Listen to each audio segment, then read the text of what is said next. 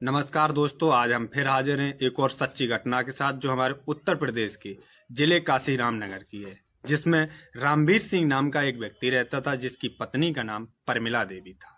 रामवीर सिंह और परमिला देवी के दो लड़के हैं, जिसमें एक लड़के का नाम राजू है और दूसरे का नाम अमर है। अमर बड़ा लड़का है जिसकी शादी हो चुकी है, जबकि राजू छोटा बच्चा है और वो अपने माता पिता का सबसे लाडला बेटा है।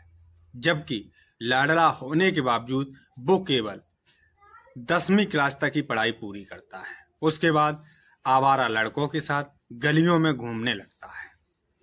इधर रामवीर सिंह का एक पड़ोसी है राकेश सिंह। राकेश सिंह की एक लड़की है जिसका नाम है सुचित्रा।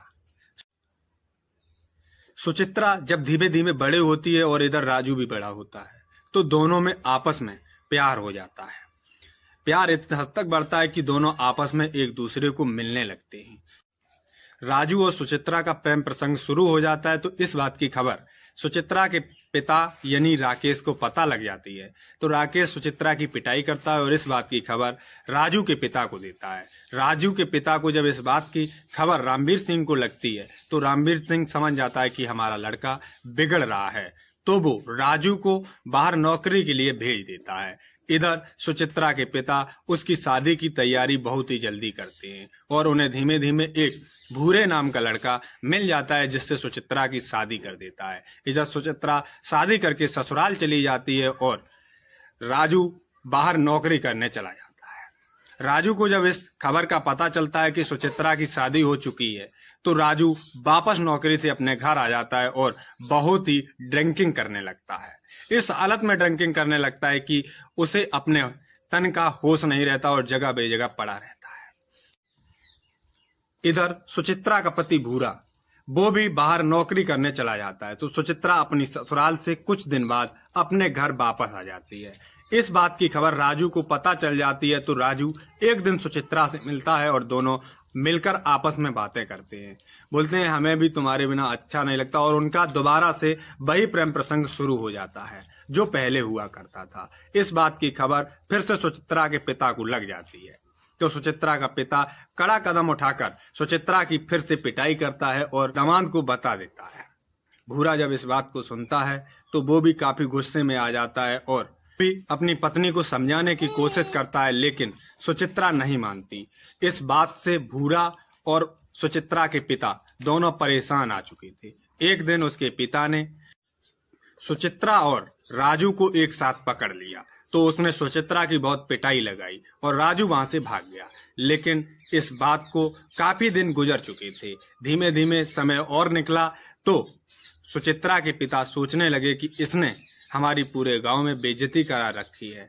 इस बात को लेकर सुचित्रा के पिता अब सोचने लगे कि इस राजू को ही इस दुनिया से खत्म किया जाए। इस बात की खबर वो अपने दामाद को देता है और अपने परिवार के दो लोगों को भी इस बात पर बताता है।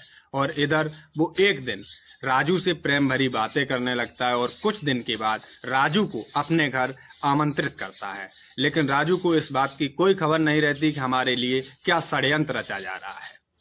लेकिन वो एक दिन उसके बुलावे पर, सुचित्रा के पिता के बुलाने पर उसके घर चला जाता है और उसे राजू को सुचित्रा के पिता और उसके घर का पति और दो लोग बहुत सारी ड्रिंकिंग कराते हैं। और इसी ड्रिंकिंग का फायदा उठाकर सारे लोग, वो 4 लोग मिलकर उसकी आत्महत्या कर देते हैं और उसकी डेड बॉडी को एक नदी के किनारे ले जाकर उसके शरीर से धड़ को अलग करके नदी में फेंक देते हैं और चारों लोग वहीं से फरार हो जाते हैं।